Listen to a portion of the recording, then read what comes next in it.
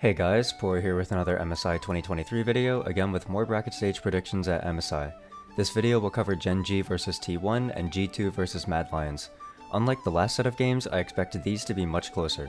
Since I already went over the teams and their player breakdowns in each prior prediction video, I'll just touch on what happened in their prior MSI series and how I think the teams stack up. Gen G was the only Eastern team to drop a game, going 3-1 in their win against G2. While it was a strong series win on paper, the execution was not as good as many fans may have liked. Gen G ended up losing out on Game 1's early game, with G2's Nidalee and Draven picks getting fed early. If not for a good TP flank from Doran at a Herald fight, that game might have gone G2's way. Game 2 is a complete stomp in favor of Gen G. Game 3 was back and forth, but G2 actually walked away the victors after Yike baited out the entire team in one of the bigger overforces I've seen happen from an LCK team in a while, resulting in a losing teamfight and Baron for Gen G.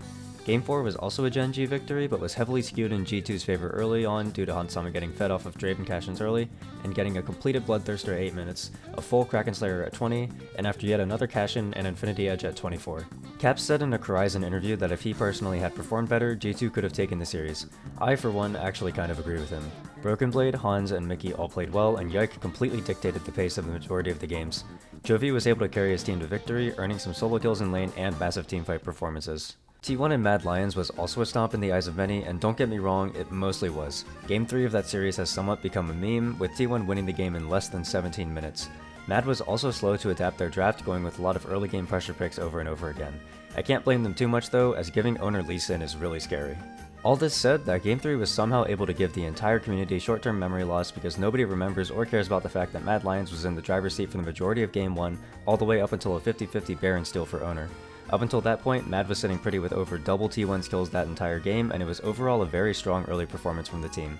Of course, a 3-0 is still a 3-0, and T1 dominated Mad in games 2 and 3. So getting into the matchups, I'll talk about Gen G versus T1 first. While Gen G won LCK playoffs overall, the playoff scoreline between these two teams was 4-4.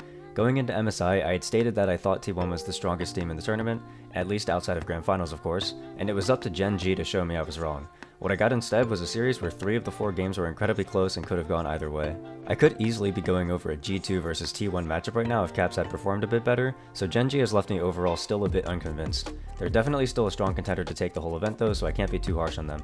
I've got T1 taking this series with 60 to 40 odds. For G2 and Mad, it's a bit of the opposite. While I was impressed with Mad's game 1, it's true that they failed to close out a game with even that massive of a lead.